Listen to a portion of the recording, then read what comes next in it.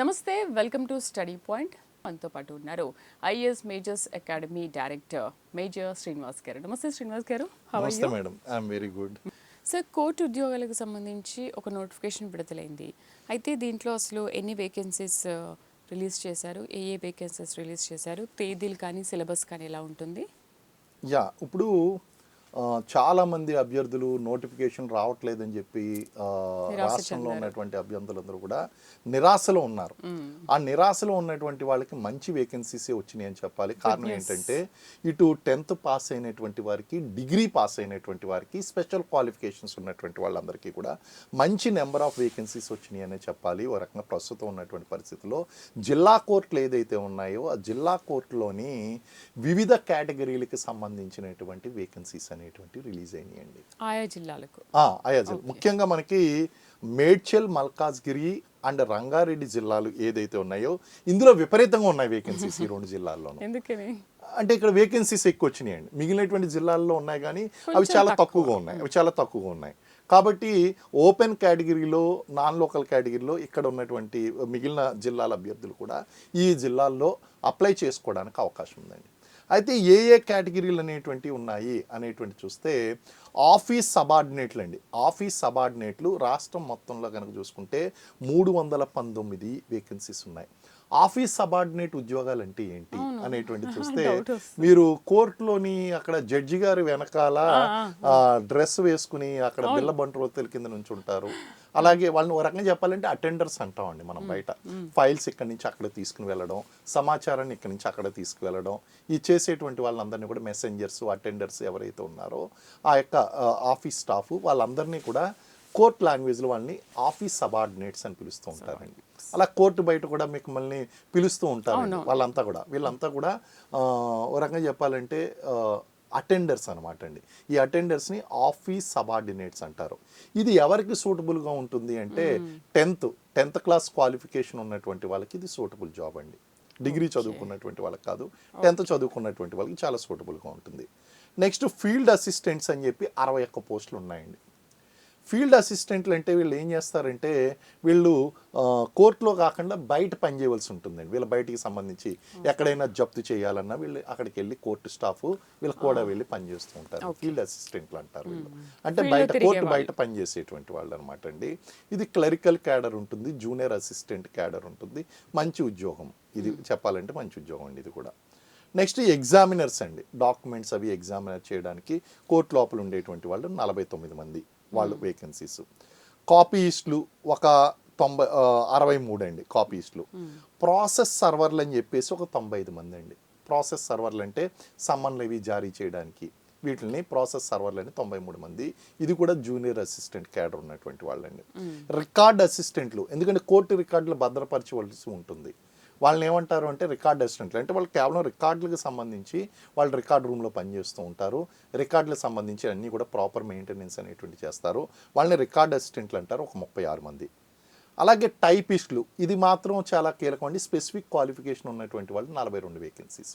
టైపిస్టులు అంటే ప్రాపర్గా వాళ్ళకి టైపింగ్ అనేటువంటిది లోయరు హయ్యరు సర్టిఫికేట్స్ ఏదైతే వాళ్ళు క్వాలిఫై అయ్యి ఉంటారో వాళ్ళకి ఆ స్పెసిఫిక్ క్వాలిఫికేషన్ ఉన్నటువంటి వాళ్ళు 42 వేకెన్సీస్ అండి. అలాగే మనకి very very very very important, ఈ గ్రూప్స్ ఎగ్జామ్స్ రాసే వాళ్ళందరూ కూడా అప్లై చేసుకోదగినటువంటి ఉద్యోగం ఏంటి అంటే జూనియర్ అసిస్టెంట్స్. అంటే గ్రూప్ 4 ఎగ్జామ్తో సమానంగా ఉంటుంది. గ్రూప్ 4, గ్రూప్ 3 ఎగ్జామినేషన్తో జూనియర్ అసిస్టెంట్లు వేకెన్సీస్ బాగా ఉన్నాయి. 159 వేకెన్సీలు చాలా ఉన్నది, బాగున్నాయండి వేకెన్సీస్. అప్లై చేసుకోవాలి. డిగ్రీ చదివినటువంటి వాళ్ళు ఎలిజిబుల్ దీనికి జూనియర్ అసిస్టెంట్లు. స్టెనోగ్రాఫర్ గ్రేడ్ 3 అండి. షార్ట్ హ్యాండ్ అని ఒక టెక్నికల్ క్వాలిఫికేషన్ ఉంటుందండి టైపింగ్తో పాటు.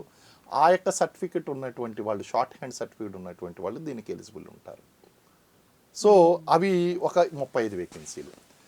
సో టైపు, షార్ట్ హ్యాండ్ అనేటువంటి టెక్నికల్ క్వాలిఫికేషన్ పక్కన పెట్టేస్తే జనరల్ డిగ్రీ చదువుకున్నటువంటి వాళ్ళు ఈ ప్రాసెసర్స్, రికార్డ్ అసిస్టెంట్లు, జూనియర్ అసిస్టెంట్లు ఉద్యోగాలకి బాగా ఉపయోగపడుతుంది.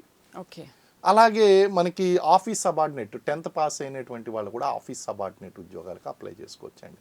చాలా సింపుల్ పరీక్ష అండి, చాలా ఈజీగా ఉంటుంది.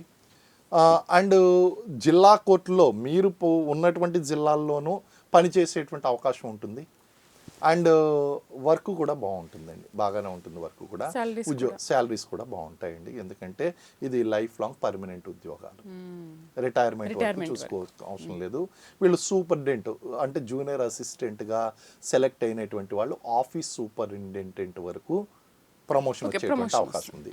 ఎవరైతే ఆఫీస్ సబార్డినేట్గా జాయిన్ అయ్యారో వాళ్ళు జూనియర్ అసిస్టెంట్లు గాను రికార్డ్ అసిస్టెంట్లు గాను కూడా ప్రమోషన్ తీసుకోవడానికి అవకాశం ఉంది, కొన్ని క్వాలిఫికేషన్స్ డిపార్ట్మెంటల్ టెస్ట్లు పాస్ అయితే కనుక.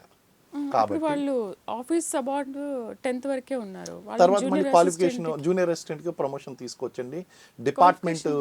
డిపార్ట్మెంట్ అంటే వాళ్ళ తర్వాత డిగ్రీ పూర్తి చేసుకోవడం అండ్ డిపార్ట్మెంటల్ టెస్ట్లు అనేటువంటి కంప్లీట్ చేయడం, ఇవన్నీ కూడా చేస్తే కనుక వాళ్ళకు కూడా అవకాశాలు ఉంటాయి. కాబట్టి మీరు ఏ కెరీర్ ప్రస్తుతం అసలు జాబులు లేనటువంటి పరిస్థితుల్లో ఎలాంటి జాబ్ అయినా సరే నేను జాయిన్ అవుతాను, ఖచ్చితంగా గవర్నమెంట్ జాబే నాకు కావాలి అనుకునేటువంటి వాళ్ళకి ఈ యొక్క డిస్ట్రిక్ట్ కోర్టులో విడుదలైనటువంటి వేకెన్సీస్ ఏదైతే ఉన్నాయో అది చాలా మంచి అవకాశం అని చెప్పేసి చెప్పాలండి. సాలరీ పరంగా ప్రమోషన్స్ అన్నీ బాగుంటాయి, రిటైర్మెంట్ వరకు చేసుకోవచ్చు, అందులో ఉండి చదువుకొని ఆ హైయర్ పోస్ట్ కూడా వెళ్ళొచ్చు. అవునండి, అవును, చాలా మంచి అవకాశం. చాలా మంచి కోర్టు అవకాశం, ఉద్యోగాలకు చాలా మంచి అవకాశం. వీళ్ళు ఇచ్చిన నోటిఫికేషన్ అయితే చాలా మంది అప్లై చేసుకోవచ్చు, అండ్ చాలా నోటిఫికేషన్ లో చాలా సీట్స్ కూడా ఉన్నాయి కదా, పోస్టులు కూడా. అవునండి, సూపర్. అయితే దీనికి రిటన్ ఎగ్జామ్ కూడా చాలా ఈజీ అనే చెప్పాలి. అవునా? రిటన్ ఎగ్జామ్ కూడా చాలా ఈజీ. ఏంటి రిటన్ ఎగ్జామినేషన్లో అంటే 100 మార్కులకి అండి మీ రిటన్ ఎగ్జామినేషన్. 100 మార్కులకి సార్ కొంతమందికి 10 కూడా రావు కదా సార్, మీరు 100 మార్కులే జస్ట్ అని చెప్తున్నారు, 100 రూపీస్ లాగా. అంటే 100 మార్కుల్లోనూ ఆబ్జెక్టివ్ టైప్లో ఎగ్జామ్ జరుగుతుంది. అదే 4 ఆన్సర్ల ఆప్షన్లు ఇస్తారు, ఖచ్చితంగా 4 ఒకటే ఆన్సర్ ఉంటుందండి. ఒక ఆన్సర్ ఈజీగా గుర్తుపెట్టేయచ్చు, మల్టిపుల్ చాయిస్ ఇస్తారు, ఒకటే చెయ్యాలి. ఆ గుర్తుపట్టడమే కష్టం అండి. కాకపోతే పాజిటివ్గా ఆలోచిస్తే కనుక మీకు ఫిల్ ఇన్ ది బ్లాంక్స్ పెట్టమన్నారు అనుకోండి, చాలా కష్టం, తెలిసినట్టు.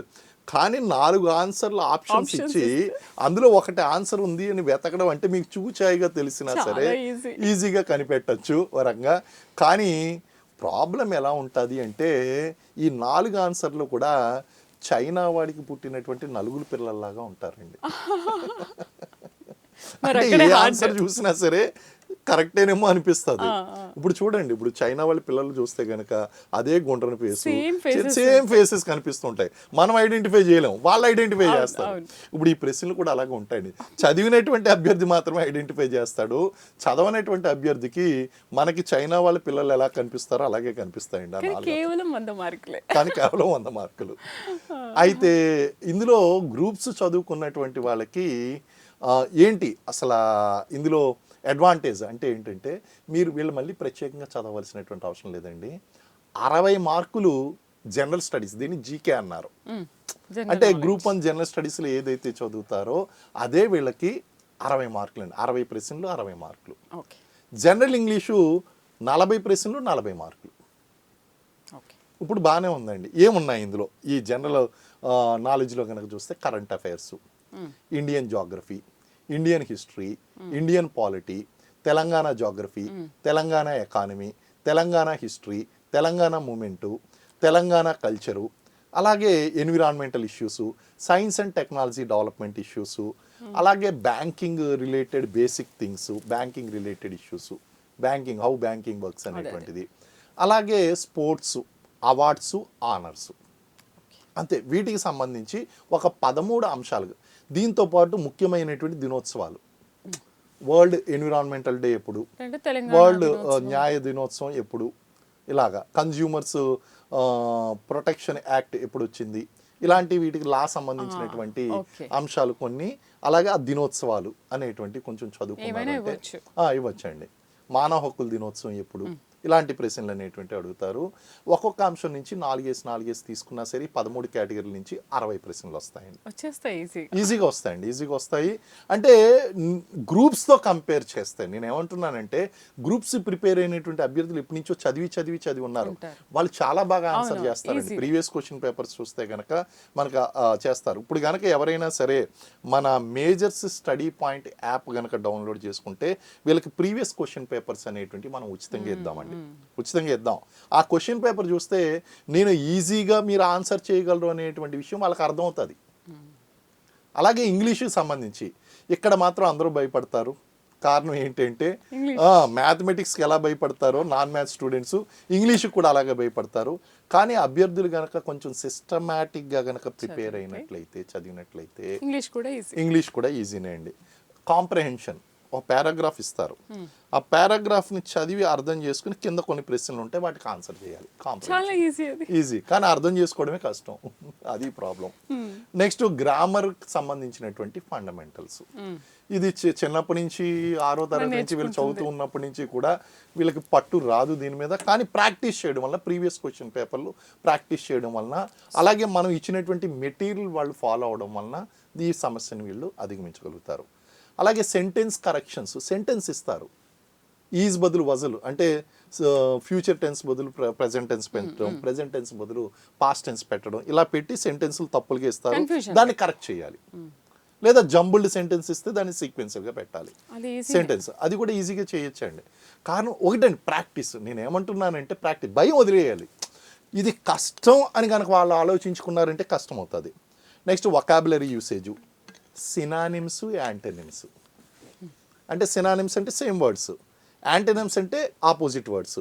వీటికి సంబంధించినటువంటి ఫిల్ ఇన్ ది బ్లాంక్స్, డైరెక్ట్గా ఇక్కడ వీళ్ళకి డైరెక్ట్గా బ్లాంక్స్ ఇచ్చేస్తాడు, ఫిల్ చేయమంటాడు. ఏమంటారు, ఆప్షన్స్ ఉంటాయిలేండి, ఆప్షన్స్ ఉంటాయి. ఆ ఫిల్లింగ్ ది బ్లాంక్స్ కూడా ఆప్షన్స్ ఉంటాయి మళ్ళీ. ఇంకా ఈజీ అది. ఈజీయే, కానీ చెప్పాను కదా చైనా వాళ్ళకి పుట్టినటువంటి 4 పిల్లల్లా ఉంటాయి ఆప్షన్స్. నెక్స్ట్ సెంటెన్స్ ఫార్మేషన్ చేయడం, basic usage of tenses, articles, prepositions, వీటికి సంబంధించినటువంటి ప్రశ్నలు ఉంటాయండి. మరి అభ్యర్థులకి ఇవన్నీ కూడా కష్టంగా అనిపించవచ్చు, కానీ ఎగ్జామ్ మే కానీ జూన్లో కానీ ఉంటుంది. ఆల్రెడీ ఎగ్జామినేషన్ అప్లికేషన్ ప్రాసెస్ అనేటువంటి స్టార్ట్ అయింది. లాస్ట్ డేట్ వచ్చి 13th ఫిబ్రవరి లాస్ట్ డేట్. వీళ్ళు అప్లై చేయాలి. అప్లై చేస్తే కనుక హాల్ టికెట్ వస్తుందండి. మనకి ప్రిపేర్ అవ్వడానికి ఫిబ్రవరి, మార్చ్, ఏప్రిల్ 3 నెలల సమయం అయితే ఉంది. మేలో ఎగ్జామ్ ఉండొచ్చు, టు బి అనౌన్స్డ్ అన్నారు వాళ్ళు. డేట్ అనౌన్స్ చేస్తారు. సాధారణంగా వేసవి సెలవుల్లో కోర్టు సెలవులు ఉంటాయి కాబట్టి ఆ టైంలో కండక్ట్ చేయడానికి అవకాశం ఉంటుంది కాబట్టి ఆ టైంలో ఉండొచ్చు అని నేను ఊహిస్తున్నాను. ఛాన్స్ ఉంది మే నెలలో. కాబట్టి ఈ 3 నెలల్లో కూడా మీరు సిస్టమేటిక్గా ప్రిపేర్ అవ్వాలి అంటే మన మేజర్స్ స్టడీ పాయింట్ యాప్ ఏదైతే ఉందో ఈ యాప్లో కోర్స్ అనేటువంటిది దాదాపు ఒక 200-300 వీడియోల దాకా అప్లోడ్ చేయడం జరిగిందండి. ఇంటి దగ్గర కూర్చునే ఏం అవసరం లేదు, సింపుల్ అమౌంట్ పెట్టాం మనం. ఆ అమౌంట్తో వాళ్ళ యాప్ని డౌన్లోడ్ చేసుకుని ఇప్పుడు స్క్రోల్ అవుతూ ఈ యాప్, లేదా ఇందులో మెసేజ్ పెట్టినా సరే, ఈ వీడియోకి మెసేజ్ పెట్టినా సరే ఆ లింక్ పంపించడం అనేటువంటిది జరుగుతుంది. ఆ లింక్ పంపిస్తాం, ఆ లింక్ డౌన్లోడ్ చేసుకోండి. లింక్ డౌన్లోడ్ చేసుకున్న కోర్సు ఉంటుంది. ఆ కోర్సులో ఈ వీడియోలు, దీంతోపాటు ప్రాక్టీస్ పేపర్లు, ఇవన్నీ కూడా ఓల్డ్ ప్రీవియస్ క్వశ్చన్ పేపర్లు. మీకు ప్రీవియస్ క్వశ్చన్ పేపర్ చూడాలి అన్నా సరే ఫ్రీ ఆఫ్ కాస్ట్ ఇవ్వడం జరుగుతుంది. యాప్ డౌన్లోడ్ చేసుకోండి. అందులో మనకి ఈ ప్రీవియస్ క్వశ్చన్ పేపర్లు, మోడల్ పేపర్స్ అనేటువంటివి ఉంటాయి. అది మీకు సింపుల్గా 1 రూపీ 2 రూపీస్కి మీకు సేల్ చేయడం అనేటువంటి జరుగుతుంది. ఎందుకంటే ఉచితంగా ఇచ్చింది ఏది కూడా మీరు వాల్యూ చేయరు కాబట్టి, అది విద్య అనేటువంటి ₹1 అయినా సరే, అది అంటే 1 రూపీస్ నథింగ్, కానీ మీకు అది తీసుకున్న దాని యొక్క వాల్యూ తెలియాలి. అందు గురించి ఆ ప్రీవియస్ క్వశ్చన్ పేపర్స్ అనేటువంటివి కూడా మీకు అప్లోడ్ చేయడం అనేటువంటిది జరుగుతుంది ఉచితంగా. మీరు తీసుకోండి అవన్నీ కూడా. సో ఆ విధంగా ప్రిపేర్ అయితే ఖచ్చితంగా ఎవరైతే గ్రూప్స్ ప్రిపేర్ అవుతున్నారో వాళ్ళందరూ కూడా ఈ ఎగ్జామ్ అప్లై చేయాలి. అప్లై చేసి వాళ్ళు ఖచ్చితంగా ఉద్యోగం సాధించడానికి అవకాశం ఉండేటువంటి ఎగ్జామ్ అండి ఇది. సార్ ఇప్పుడు సరే మాకు ఇన్ఫర్మేషన్ కావాలి, లేదంటే కోర్స్ కావాలి, మీ దగ్గర నేర్చుకోవాలి అనుకునే వాళ్ళకి ఏంటి, ఎలా కాంటాక్ట్ అవ్వాలి మిమ్మల్ని? వాళ్ళు 2-3 రకాలుగా కాంటాక్ట్ చేయొచ్చండి. ఒకటి ఏంటి అంటే మన మేజర్స్ స్టడీ